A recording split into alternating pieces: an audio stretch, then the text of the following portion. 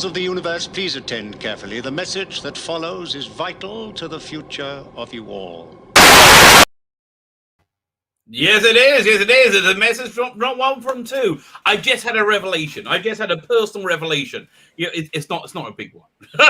Sometimes you have a revelation. You go, yeah, no, this is a small one. This is a small one. The intro I'm going to make for this, it won't go.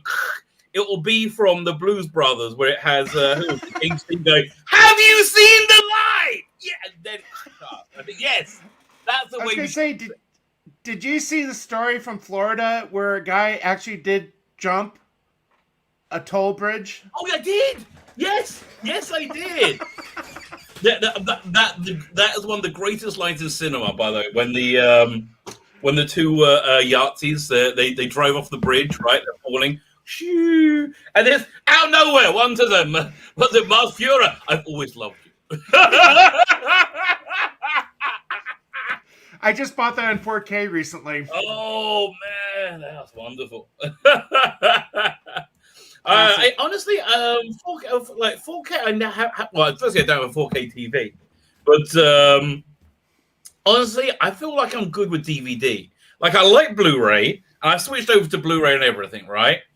But I think I was good. I wasn't unsatisfied with DVD. I'm like, I'll be honest. I don't see the big difference yet with the 4K. I mean, I'm content when you see it, it looks like, look, when you see it, it's like, it's nice. It's a bit like, but how clear? I think it depends on the type of TV you get. Yeah, I guess so. I said, well, like, how clear does it have to be? Just go outside. Go outside. See what life is like. It's much better.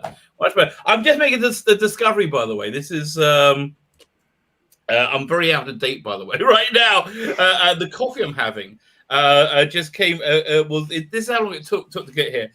Just came from a friend of a friend of a friend who bought it when they were in the States. This is pumpkin spice. Which has the espresso nut pumpkin spice. So it took that long to get over here. Never had pumpkin spice before. I'm not sure if I like it. Well, I am rejoicing because 100 days from now, I will be on the beach. Ooh. At Cape May. Cannot wait. Yep. Very good. On the Jersey Shore, very southern part of Jersey. Very nice. Very nice. Very nice. Yes. So what's going on this week in the church? Is this a quiet week or is anything happening? Well, I think we're starting to see a schism in Germany. Well, yeah, because, as you know, the Vatican recently issued the decree basically saying that the church cannot bless same-sex marriages. Okay, wait. Don't say "as you know" and then follow with the Vatican issued a decree to a rabbi. That is not my area of expertise. Okay. It made national news. I mean, it made global news because one of the things that happens is from time to time there will be questions presented, and the church will affirm with either a positive or a negative. So the question that was presented to the church is, does the church have the ability to bless same-sex marriages? And the response came back negative. And there was a whole long commentary about it. I have to say, without any real knowledge, I'm surprised because this Pope has seemed to be a bit more on the woke side. I don't want to say, but more like if he were to lean in one way or the other. I'm just saying. The problem is, as I told people when I posted the article on the social media, it's like, go to the Vatican's website, the commentary, don't read the national news, CNN, don't read what they have to say that the Vatican said, because they'll always take it out of context. Read the actual translation. Right. So anyway, the reason I mention this is a bishop in Germany basically said they're not going to punish priests that decide to go ahead and bless same-sex marriages or unions on a certain day. Really? It's wonderful. Look, we Jews, we got to have 613, commandments, and it's like a pain in the ass. We have a lot to do. I don't know how many things you guys have to do, but it's not that many.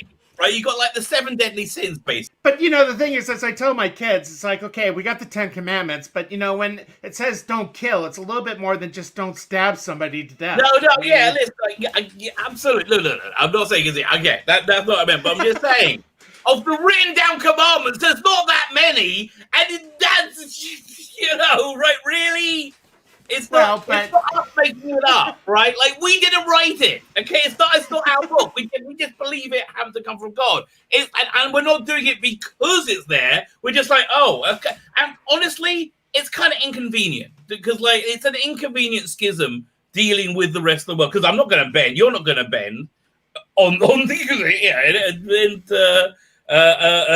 And we still love the world. We want to deal with the world, right? So, what's his justification? Like, okay, explain this to me. Justification for what? Being able to bless same-sex marriage.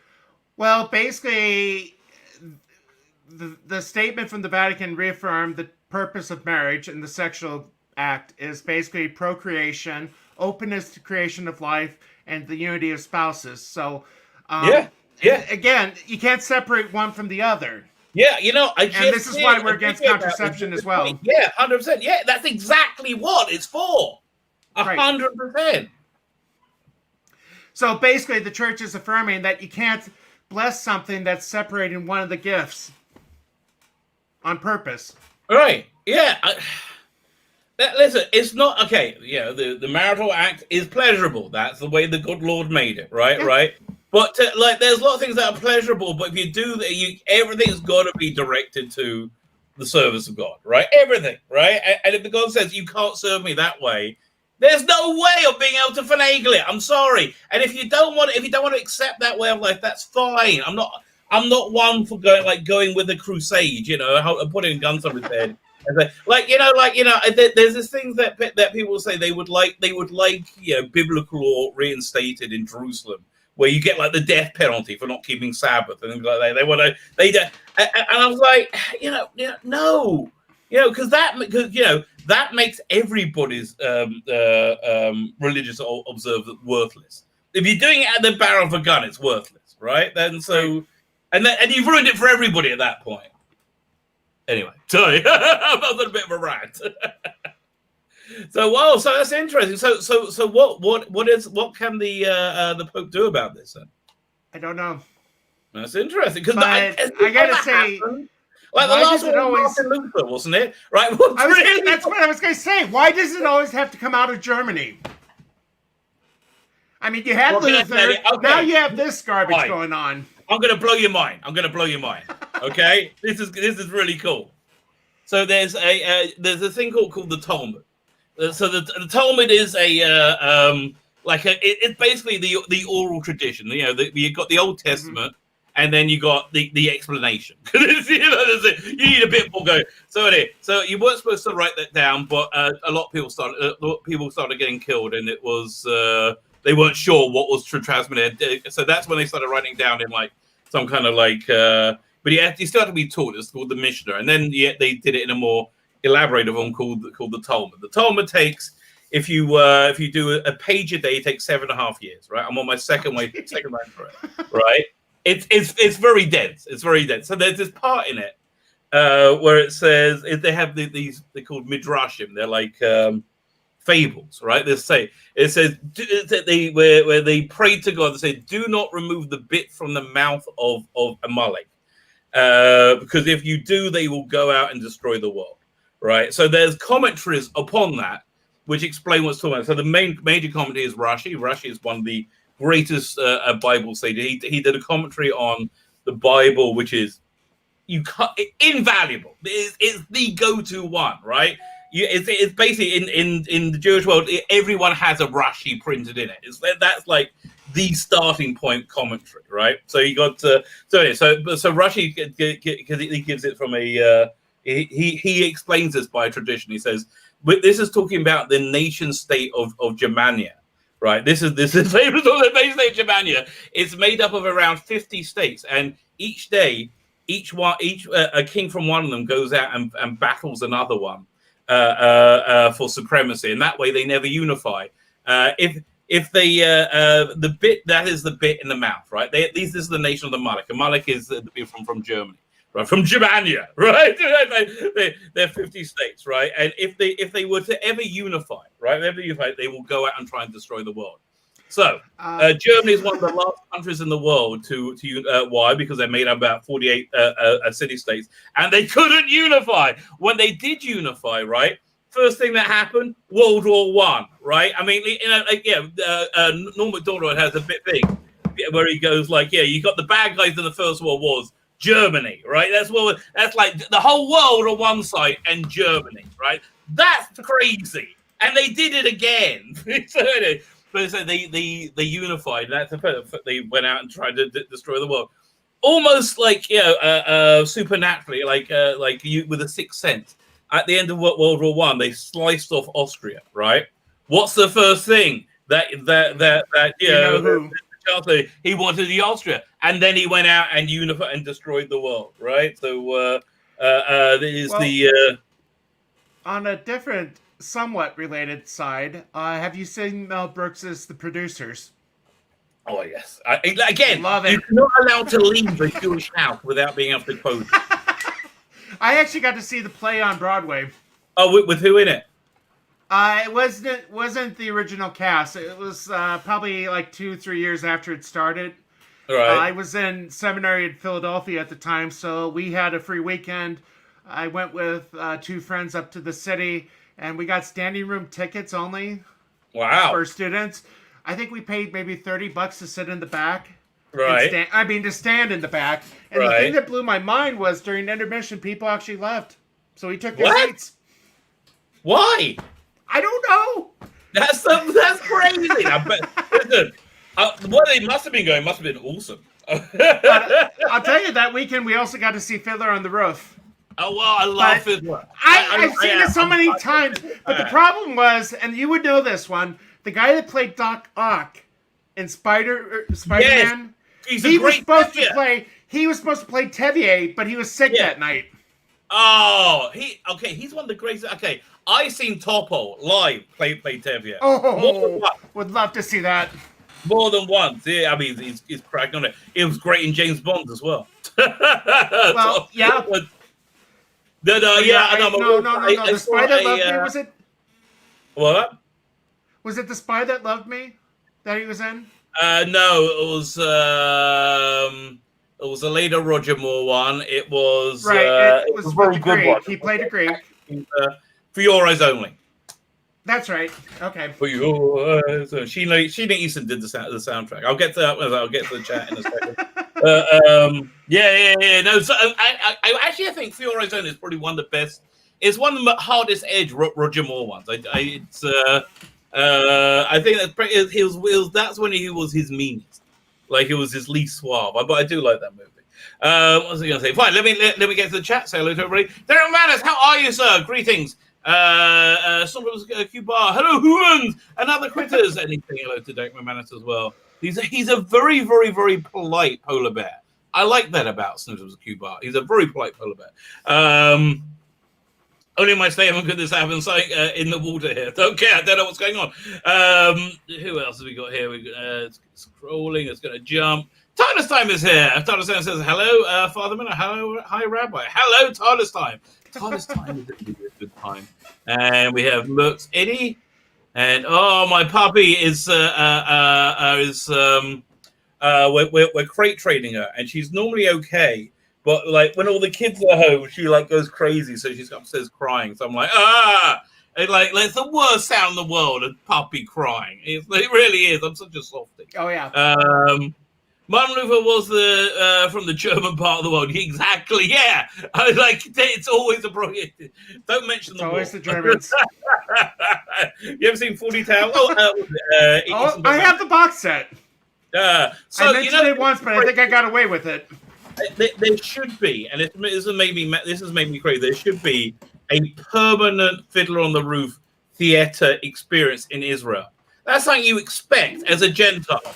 So you want to go to Israel and see Fiddler, right? Wouldn't that be great? And you can make it like a dinner theater, and you can have like traditional the European food. I've seen the movie so many times. I've seen it on Broadway. It's like I don't know. It's like the joy is kind of Okay, I got this.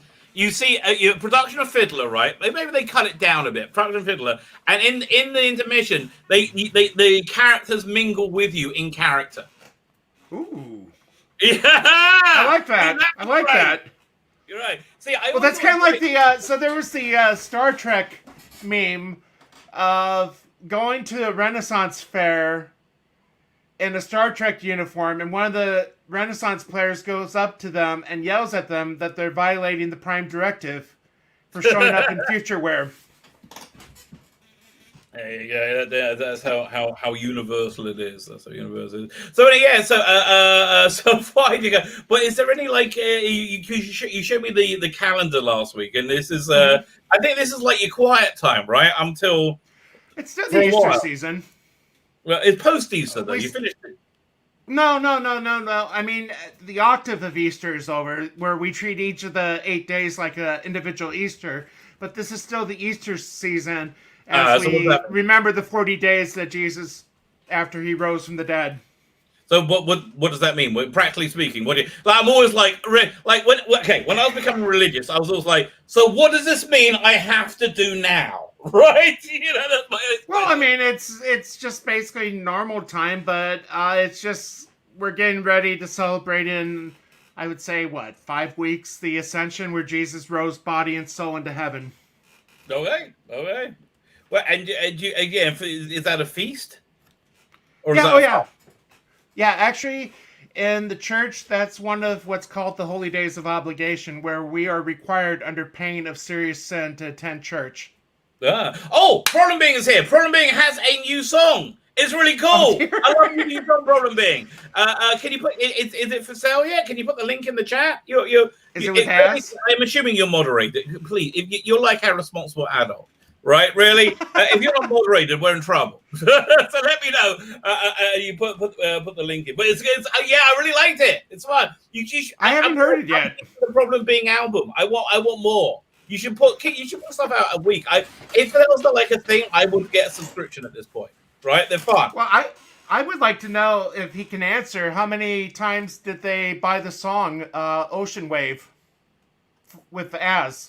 I don't know. Because they were doing that fundraiser for Snyder's charity. Honestly, they should do. Problem Being, you should do a fundraiser for yourself. You should take, I don't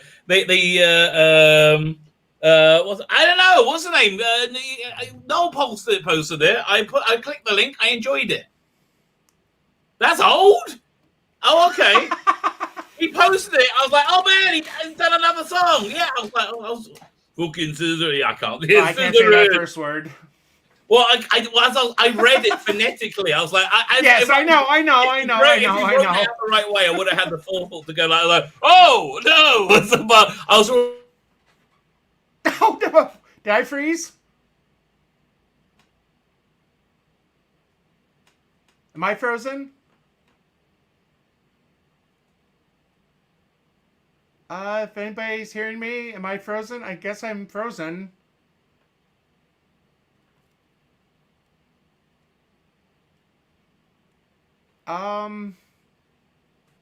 Okay, so I guess I am, or I'm not frozen. Rabbi froze, I guess. Is that correct for those watching in the chat? Okay, I guess I'm going to have to take a screen share of this because it's a little weird. But for those watching, since I guess I'm doing this on my own right now, it's snowy here today, so I'm a little dressed down. Oh, awesome. Ocean Man had 6,000 streams, 45,000 plays on YouTube, which don't count. Download on iTunes or Amazon. And, the thing is, I would love to download that, but I can't really play that song in public. I don't think I could really get away with doing that. Anyway, for obvious reasons, but love the song. Derek says time to vamp, so I guess. But since I'm alone right now, I wasn't expecting that. I guess I'll mention it.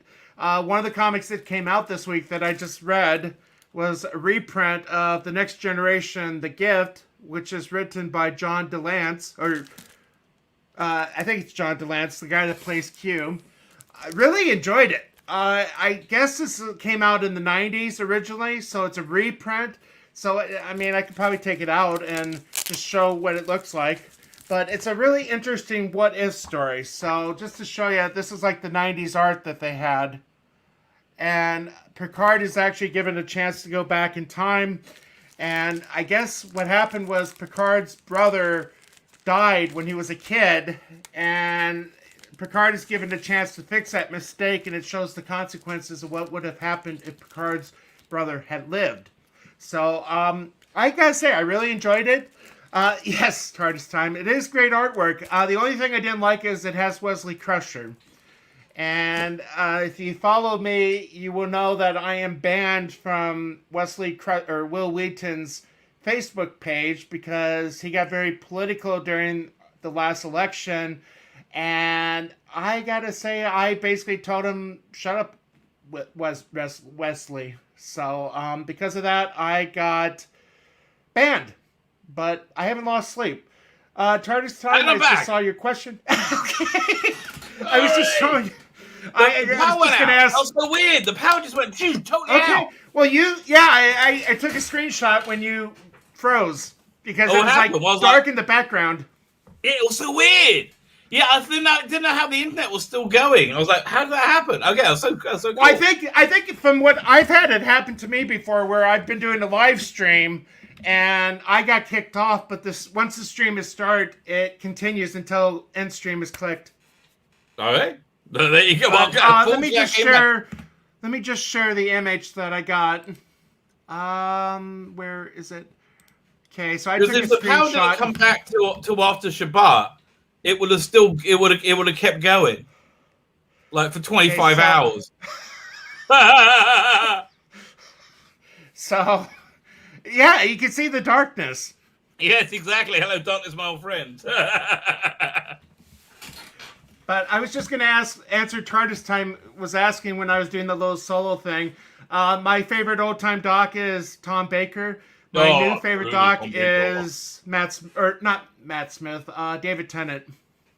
All right. I'm just listening to. I just did a review of Dalek Universe, which wasn't as good as I hoped it would be. Are you getting that? No.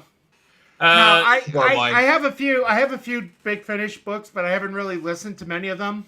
If you want to listen to it, it wasn't as good as I was hoping it would be. Yeah, there wasn't any Daleks in it. Really, I mean that's what it really boiled down to. There wasn't any Daleks in it. The Tom Baker intro story was the best one because you know what they had in them? Daleks. No. And Tom Baker being told it was actually a very. Have you ever heard the Ann Kelso? It's called the Syndicate Master Plan. No. Okay, so they do a really good Tom Baker. There are two box sets. If you want, I'll lend them to you. More than happy to. The called the Syndicate Master Plan. So this takes place after Leela has left, but before Romana has joined. So it's like that era, that season 15. And he meets with he starts traveling with a 1970s policewoman called Ann Kelso. All right, and they end up getting caught up in a sequel to the Dalek Master Plan, which is very much where this is set, which is like very 1960s sci-fi Dalek-y. It's all like it's like very very high, like 1960s, Dalek-y stuff. I gotta just show before I forget or get too far off for TARDIS time. I do have this hanging in my office. Oh, very good. So before he shut down his store, I was able to get a signed autograph. Yeah, I got one up there as well from Tom Baker. Anyway, so they do this very cool, as I said, Dalek Master Plan sequel. So you got like all those like weird aliens from Dalek Master Plan in it. John Coltrane's in a lot, but you also get the Space Security Service, which was Sarah Kingdom, which was like this like James Bondy security service that fought the Daleks. So it was like the anti-Dalek task force of humans. So that's that was it. So and then Tom Baker had this really good speech at the end, which was it was just really excellent. But I can't tell you without spoiling something, so I don't want to spoil it for you. If you ever want to listen to it, let me know. If you ever listen to them, we'll totally do a review show of them together because that's actually worth revisiting. That's one of the better Big Finish releases in the last few years. I don't know if you saw my comment about Eccleston when he came out talking about the new Doctor Who and all that. Yes. Like Well, it wasn't I'm nowhere specifically about her, but yeah. like I'm really supposed to listen to a guy that quit after a year because he didn't want to be typecast and basically ignored the fans for the last 16 years. Well, it's not just that. Okay, Gary was like really pissed with him. Like Gary did that whole thing, and like I looked up the story from like a couple of years ago. I did a stream about it where he charged like when his first contact with fandom was when he was charging like £100 for an autograph, which was more expensive than Capaldi at the time. It was the most expensive one there, right? And it was like, you don't get to be talking about how you're all like socialist worker or that. I thought that was a really whoever advised him that gave him bad advice, and if it was his idea, it was a bad idea because it seems to go very counter to everything else that he said. Yeah, I mean, the thing is, I think he's a normie, so he talks about Doctor Who without realizing what he's saying. Like he's like, yeah, we got to blow up cannon, yeah, but he doesn't mean in the way that they did. No, if anybody understood the specifics, they're like, oh no, that's awful. No, nobody should do that. If anybody understood the specifics, they'll be like, yeah, no, of course not. Like, yeah, blow up cannon, but keep it in the same. Like, it's like, if you took there's this intelligentsia newspaper they all read called The Guardian, which is like it's like large paper. It's all very lefty. It's like if you made it into a very right wing tabloid.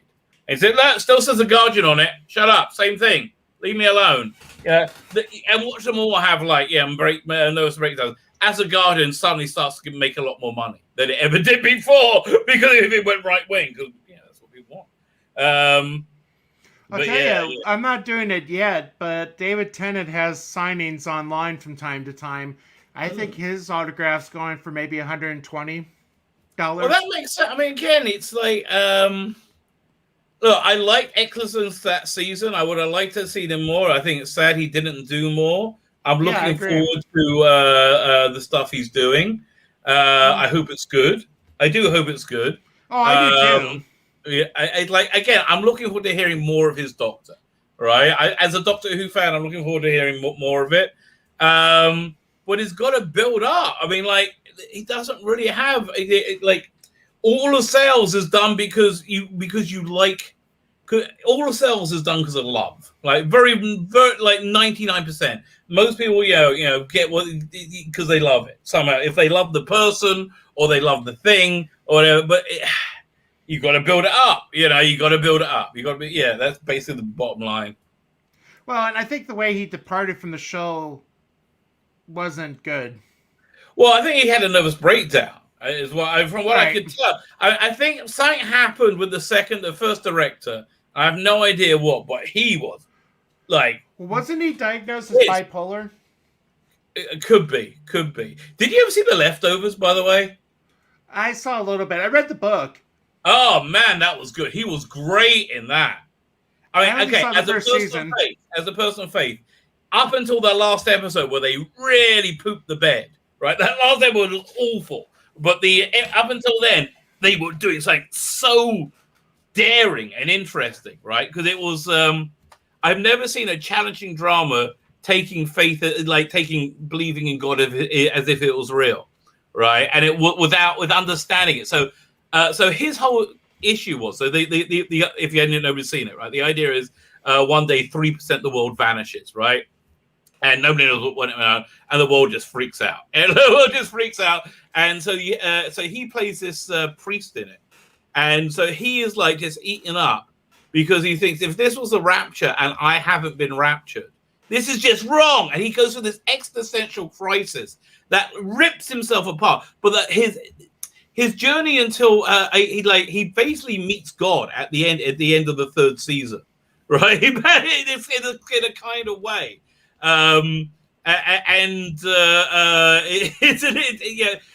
He has to, but he maintains his faith even though he had this is insane existential crisis, and I think you can only really understand that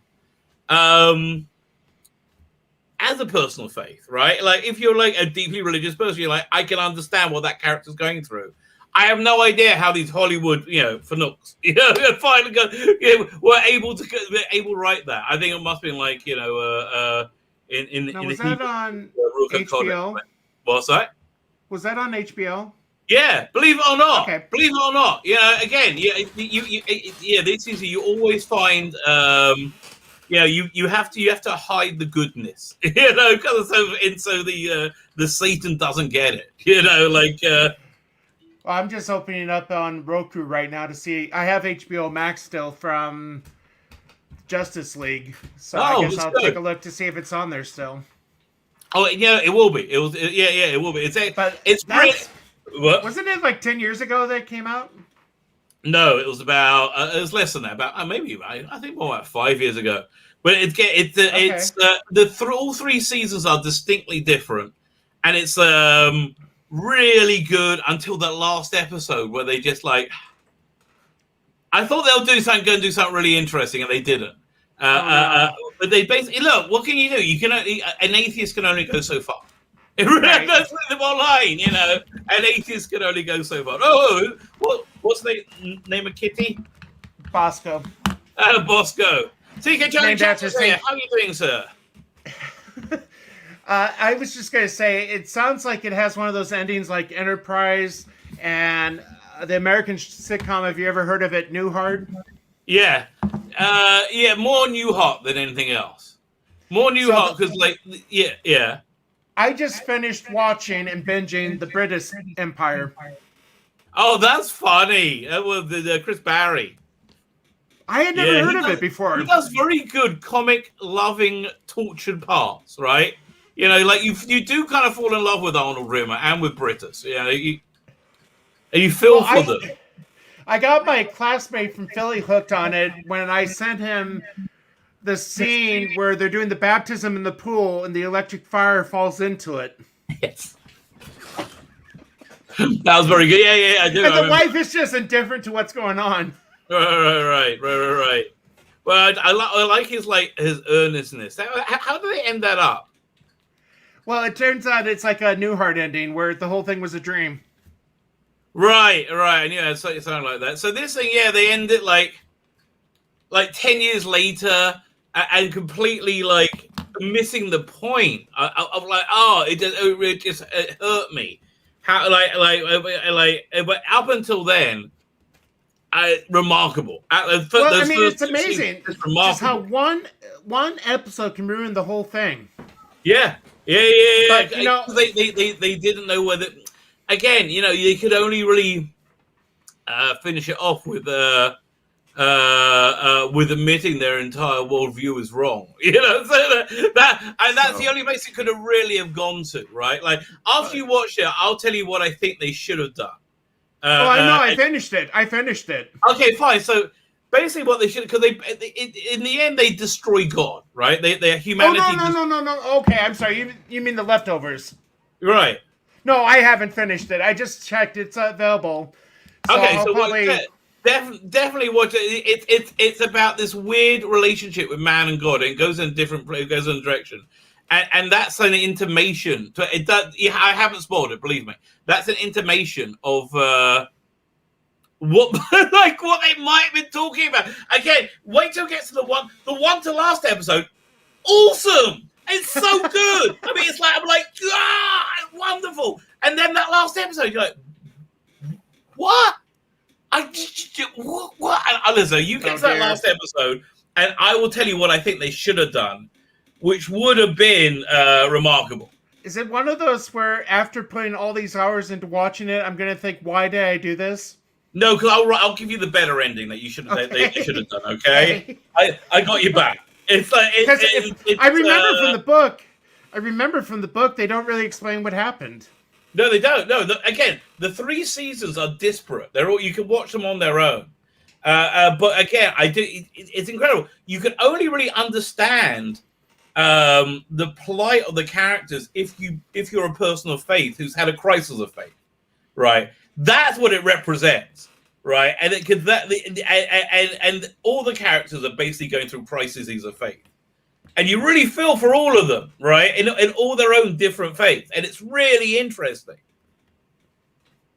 Sounds like what we call in the church the dark night of the soul, where you Yeah, don't feel the presence of God. yeah. Mother Teresa experienced that. Everybody does. Everybody does. There's a great movie, Doubt. You ever seen Doubt? I think I have. No, I've heard of it. Yeah. Okay. So it's what's her name? Most famous female actress ever. French Diane Lieutenant. Keaton. What? Is it Sorry? Diane Keaton? No. What's her name? Meryl Streep and not William H. Macy, the guy who one of the brilliant actors that killed themselves on heroin. Philip Seymour. Yeah. So it's in a parish, right? I heard of it. Yeah. What's his name's in it as a young nun. It's so good, but there's this bit there's a line at the end, and again you agree with this is why it's great, because you agree with everybody.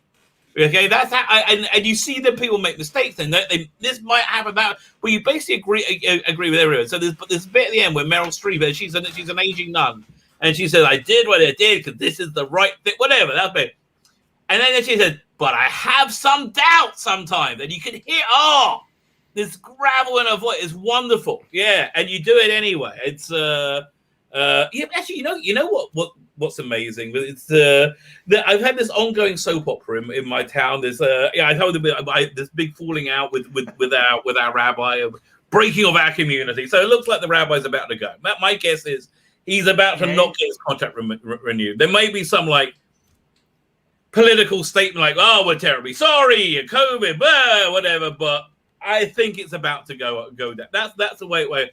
So I said to somebody who was a supporter of his, right, in synagogue, like, don't you care? Like, there's all these people, and there's people. I'm like, whatever you fall at, whatever mistakes happen, but there are people there who don't go to synagogue anymore, right? Who you have hurt their relationship with God, right? Yeah, man. It's like the worst thing. And like, okay, I can understand you doing it by mistake, and it happens, but you feel some remorse, like you want to fix it. I had that happen. I had that unintentionally happen with a parishioner. I thought he understood my sense of humor, and basically stopped coming to the parish. He's going to a neighboring parish. I'll tell you, when I found that out, I didn't sleep that night. I know. Listen, at least it really sucks. At least he's going to a parish. Imagine he quits the church. Could you imagine? But here's the thing. Here's the amazing thing, right? He doesn't care, and I don't think the rabbi cares. They did, and it's like, what are you, dead inside? And you know what? The thing that really, really, really annoys me is the people who have the least the ritualistic connection to God. They go to the synagogue the least. They have the least ritualistic connection, I would say, who have been pushed out the most, who are the people who should have been brought in the most, right? And you know why? Because they see through the BS. So it's like people want to. I just don't understand this idea of like wanting to go through being religious is a lot of work. Go through all the work of being religious. And you're just going through the motions to gain respect, to be people to respect. Like, what is wrong with you? Be real with it. Like, it's just, I tell you, in the church, one of the things that scares me is we will be judged by how Jesus says, "To whom much is given, much will be demanded." So I'm going to be judged how I led my people, my parish. If I led my parish into sin, I'm going to be held accountable for that. Yeah, but intention has to be 9/10. Well, and again, yes, intention. Right. But I mean, if I intentionally cause scandal, then I'm going to be judged. Well, for yeah. that. Well, no, it's not. Doesn't even have to be intentional. Like, let's say you screw up. Like, it's just that's the thing. It's a screw up. It's a screw up. I mean, screw up, and but own it. God's sake. One of the things we say in this world or the next, right? You can't. Yeah. Oh no, I was just going to say, for us, there's two types of sin. There's venial sins, which are the minor little things. Okay, I hit my finger on the hammer. I'm going to probably not say glory to God in the highest. I'm probably going to say something I shouldn't say. But then there's also mortal sin, which is the more deadly sin. And when we say what's needed for a mortal sin, we say there's three things that have to be there. it has to be grave matter. It has to be a serious thing that you should not be doing. You know you shouldn't be doing it, and knowing the first two, you decide to go ahead and do it anyway. Yeah. So actually, I'll give you it's a fun story.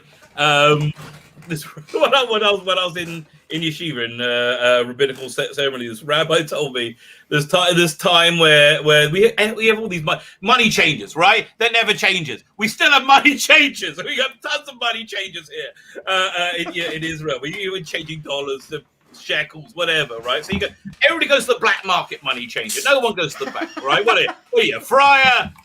You don't want to be a friar. You go to the black market money. He was there as a kid. He went to the religious money changer, and they gave him like 10,000 shekels too much by mistake. And he's like, hand it back, and they said, oh, thank you. There, and they didn't notice it, right? So then the other time they gave him like half a penny too much, and he gave him back the half a penny. And then at that point they all stopped. All these like religious Jews who were counting this money, right? It's such a stereotype. Well, these religious they all stopped there. Oh, yeah, that's impressive. He stopped for half a penny. Okay, so I probably shouldn't. Have you seen the Family Guy where they go to Israel? Yes. And Joe is feeding them pennies. No, I don't remember, but yes, I can imagine. I do. I mean, it's basically they go to Israel and it's all morts. Everybody is like mort. So Joe is feeding them pennies, and they're like a bunch of birds taking the pennies from him. I know. Family Guy always nails. There was a good episode where Peter had to find his own Jew to get out of a contract. Yep. So I was going to ask, how long is Jewish seminary? Oh, it depends. It depends. You could do it. It depends how much you fast track. Well, I went through a weird one because it was for people who weren't religious, who became religious, who then went on to teach people about being religious. Right? That's my one was, but it's how quick you go through it. There's different types of rabbinical ordination that take different amount of time. Basically, I don't know. Okay, from completely not religious to being a rabbi, about 5 years to get cooked. Okay, I would say about 5 years. I did 6. Yeah, me too. I didn't. 91 to 96, and then you hang around for like a year or so when you first get married as well, and then they push you out into the world. It's like your mother bird throwing you out. Basically, yeah. That's essentially what how it goes down. So I'm trying to think if anything's happening in the Jewish world this week. We've got we're counting the Omer. That's going on, and we're doing my 48 Ways to Wisdom series. That's got. I recorded as a good one today. So actually, this is interesting. When they wrote this thing. They wrote it. I realized when I've been teaching over, the text I've been using is something they wrote in the 90s, and they haven't really updated it. It's very dated, and it's aimed at college students, right? So it needs a refresh in a big way.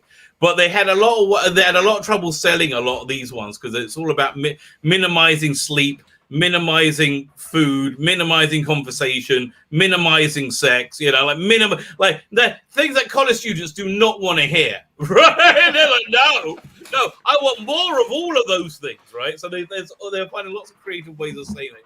So it's like the power of conversation. This is what they called it, things like that. So that's good. So yeah, we got that. So I'm doing that every day. As we get closer to this pinnacle day, the 33rd day of the Omer, Lag BaOmer, and we're halfway to it, right? That's the time then that if the world doesn't look like it's ending, I'm probably wrong, right? And that's the point I go. I think at that point I have a major go. I'm almost certainly wrong. And then if it goes another 17 days to Shavuot, at that point, I think well, could still end, but not on my prediction model at all, right? But at that point, my prediction is totally wrong, right? However, 100 days. Oh, I hope you get there. The closer we get to Lag BaOmer, it doesn't seem less likely. That's the trouble. Okay, I came up with this case scenario. Was it yesterday? Yesterday, the day before. Right. Picture this happening. Right. you have all these riots going on because of, what's it, Jute down to the other. Okay, fine, that's going on, right? You got the Chauvin trial going on. Whatever happens, right? Whatever happens, it's going to go crazy, especially if they go by the evidence and they let him off. I mean, like, they might be able to get him on aggravated assault, but that, and even that's dodgy going on the evidence. I mean, like, there's nothing. Like the guy had a lot of fentanyl in his system. I don't know what to tell you. You know, he kept saying he was going to die. Yeah, he was probably dying from fentanyl poisoning. That probably was yes. Okay, that's what it sounds like. But whatever happens, massive riots, right? The politicians are going to throw the police under the bus. They're like, oh, the police are evil. Disband the police. So I see a situation, and the police goes, yeah, okay then. We're all on strike, right? We're on strike. Chaos. At that moment, China moves into Taiwan. Russia moves into Ukraine. Iran moves into Israel, right? I can see that they're all licking their lips, right? And then probably North Korea into South Korea. At that point, I can see we're in a messianic situation before Akbar. Let me just get through 100 days. What, but I'm telling you, everything that happens, this is what it's okay. This is like somebody telling you there's a contract on your life, but I'm not going to tell you how it's going to happen. So everything that happens, I'm like, this is it. Well, I mean, I haven't got to a point where I go, no, everything's fine. I remember my biggest fear when I was a kid was nuclear war. I was always scared to death of the Soviets, right. And what was it? Years later, we came like within seconds of nuclear war in 1983 because the Soviets misread the radar. It looked like that there was a missile being launched. So we pretty much came close to the world ending in 83. Okay. Well, there you go. That's good. I'm glad I'll send something on that. Sorry? I'll send you something on that. Okay. I think I did hear something about that. Wow, 83. I would have been okay. That makes sense. It would have been 12. What would I have missed out on? If you like disaster movies, I talked about it. I would. Yeah, we wouldn't have got into this is not with a happy ending. It was 1983's ABC's The Day After. Basically. Oh right. Okay, we looked down at your Holocaust movie, right? In England, we looked down at it because we had Threads, which was so much work. I've seen it. Oh, we were all like, what? It's gonna happen. Now, I remember when that came out, I was only 8, so my parents put my brother, sister, and I into the other room while Dad watched the world end. I was watching the Kennedy miniseries because it was like the 20th anniversary of JFK dying. Right. I would have been in therapy if I had saw that movie as a 9-year-old. Oh, yeah. Yeah, exactly. That's the BBC for you. Although back then, we all liked the BBC up until 5 years ago. Honestly. Yeah, I know. I'll tell you. We all know the moment it went south. Did you see the story that Idris Elba's too white? Yeah, I saw that. That's stupid. I mean, I haven't seen Luther, but for crying out loud. Okay, Luther's not for you. Okay, Luther is way too dark for you. Luther I don't know. Down the darkest murders you can possibly imagine. I watch it and go, that's dark. Okay, it's not for you. I don't know. I got a pretty demented sense of. Yeah, you do, but I don't know. There's just no. I don't know. The one that I've been watching around you. The one that I moved on to watching is Heidi High. Oh, Heidi High's hilarious. Heidi High is if Delta and the Bannerman, the TV show, without the aliens, and it's better for it. That's it. Delta and Bannerman, like 8 seasons of Delta and the Bannerman without Delta or the Bannerman, and it's much better for it. I'm not familiar with that one. What, Delta and the Bannerman? Never heard of it. Oh, Doctor Who story. It's awful. Okay. Oh wait. Okay, so this is a Doctor Who story. Which Doctor? 7th Doctor, season 24. McCoy? Yeah. I haven't seen. When I was watching Doctor Who growing up, we didn't get the McCoy episodes because it was still too new. So I never really. The only one that I remember seeing of McCoy was him walking out of the circus as it's exploding in the background. Oh yeah, that's when he got good. That's one of his. That's one of his. Okay, McCoy. 2/3 of his stories are all-time classics. This is not one of them. Okay, so you got the first. It's a three-part story.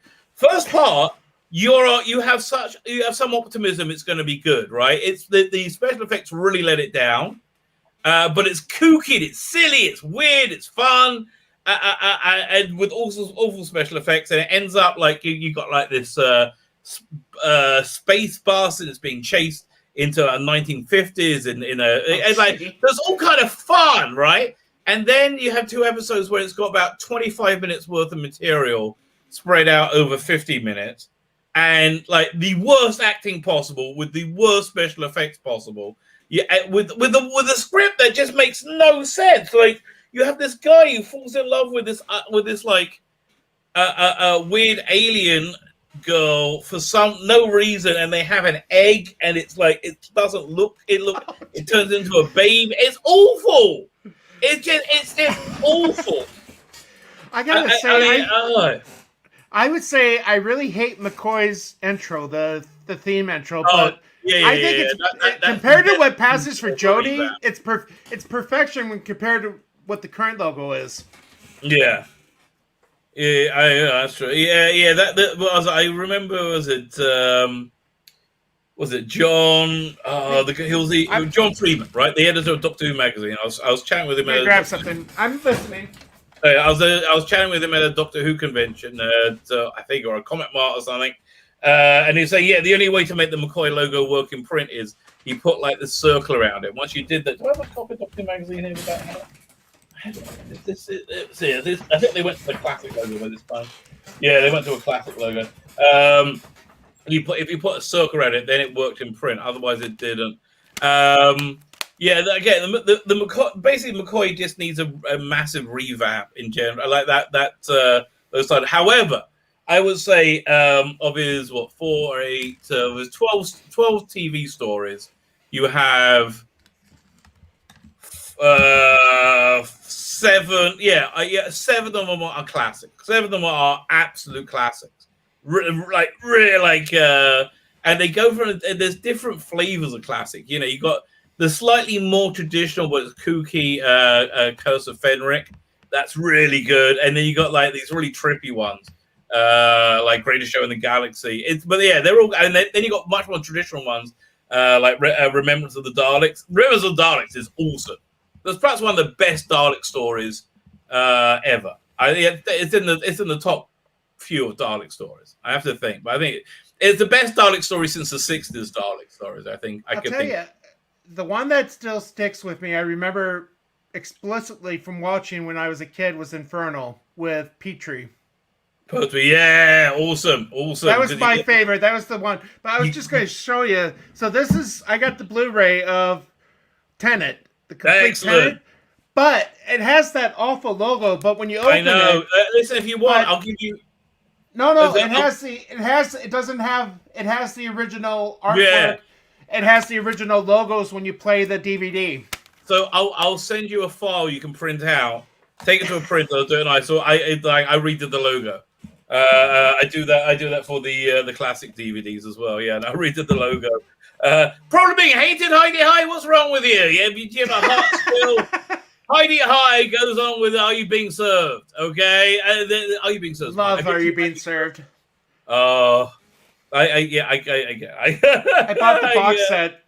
I think I bought the box set about a year ago when things were starting to get canceled. Oh yeah, no, it was a good idea. Yeah, you were ahead of the game. I can't quote any "Are You Being Served" to you because I keep censoring myself. I keep going to say "Are You Being Served" quotes. I go, oh no, I can't say that. They're all too rude. Well, the one I remember is they had it on BritBox with the content warning because Mrs. what's her name? The older woman. Mrs. Slocum. The older woman. Yeah, Slocum uses a Greek slur. Oh, really? During the wedding where she was going to get married to a Greek, and then she finds out something about him, and she goes, "You." Oh, okay. San Diego. I'll just say San Diego. Double entendre about stroking, like over and over again. That's fine. That's no problem. That's the English way. The English are weird. I'm reasonably clean for an English person. Okay, that's how. I will say, the one that I'm really loving on Heidi High is the old Punch and Judy guy. Yeah. Because my parents were friends with Simon Callow. Oh, nice. He was the guy in charge of Heidi. And it's weird. They had the Heidi High show. They invited us backstage for champagne afterwards. Nice. And he has this like palatial dressing room, right? Was it Ian McShane or was it Paul McShane, whatever? The guy who played the camp comic, who I always thought was the star. Okay.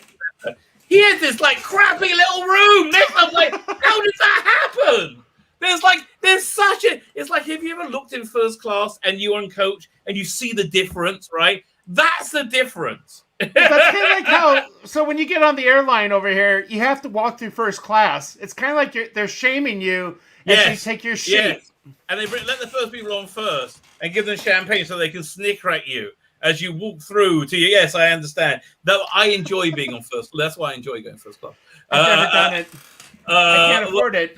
Well, one time we paid when we were in America, maybe about 10, 15 years ago. We paid to go to the VIP pass for Universal Studios. Which means you go to that valet parking, you have a room, they have bottles of water, you have like a little slave that goes around. It's incredible. It's basically you're treated like a VIP. It's like $90 a ticket. It was like, well, why wouldn't we do that? It's like an extra $40 a head. I'm like, yes, but they kick people out for us. It's terrible. They were late, so they made people get out of a row. The VIP's coming in. They get sit down. Oh my god! So I like my brother-in-law was dying of shame. I was like, no, this is. Well, at least he didn't go. Like. At least he didn't go before you with flower petals. Yeah, I just feel that's what things should be like, right? Actually, I have to go in a minute, but I'll give you like one more example of my insane arrogance, which just kind of was. When I was dating my wife, when you get closer to getting engaged, you go to friends' houses for Sabbath, right? So you spend Sabbath together. So we were choosing who to go to. So no, we'll go to this person. We know this mutual friend. So she said, "Do you want to get the gift or should I?" I'm like, I thought to myself, I have no idea what she's talking about. I've been to thousands of people's houses for Sabbath meals. I've never bought a gift. Ever. Never even occurred to me. I always assumed that I was in high demand as a guest. People liked having me, right? And it's like, I assumed I was the gift. Right? I'm not joking, I did. So I was like, what is this gift? Is it a car or is it a bunch of flowers? I don't know. I said, I'm not sure. Why didn't you get it? And then so I could gauge it, but I had no idea. Next time we're on together, I'll get one of my kids. Unprompted, they will tell you the story. They'll verify the story. Sounds good. Oh, here, what's it? Before we go, let me share this. We had was it a little calamity today? The oven just stopped working, so my wife went to our neighbours to bake the challah. But I thought, you know what? I'll be smart, and I'll send you the. I'll take a picture of the challah before we cook it, so you get an idea what it actually looks like. Oh, and then I'll also show you. What we finally had for our we actually were having it for Sabbath, we didn't eat it in the end. Yom Ha'atzmaut, Israeli Independence Day. This was that's right. This was supposed to be the center of the feast. It actually wasn't. We didn't end up not eating it until that evening because it wasn't ready.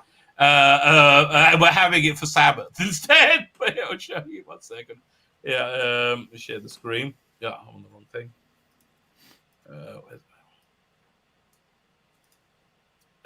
Share screen, application tab. Okay, that's the ribs, right? That's what we're having for the Sabbath. That's after 15 hours on the smoker. Okay, nice. But okay, the oven stopped working.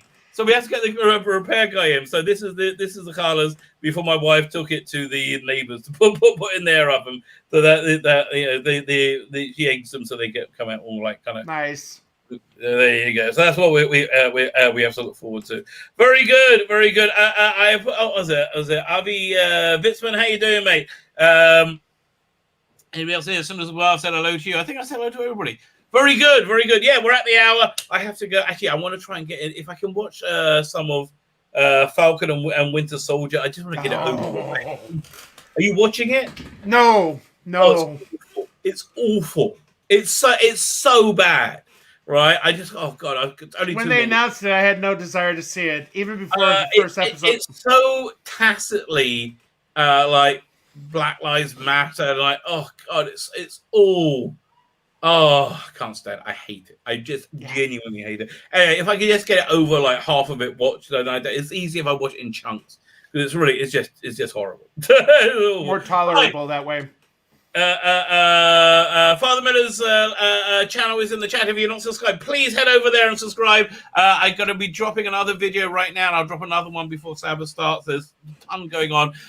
So thank you everybody for joining us. Thank you, Father Miller. I'm looking forward to joining you next week on your channel.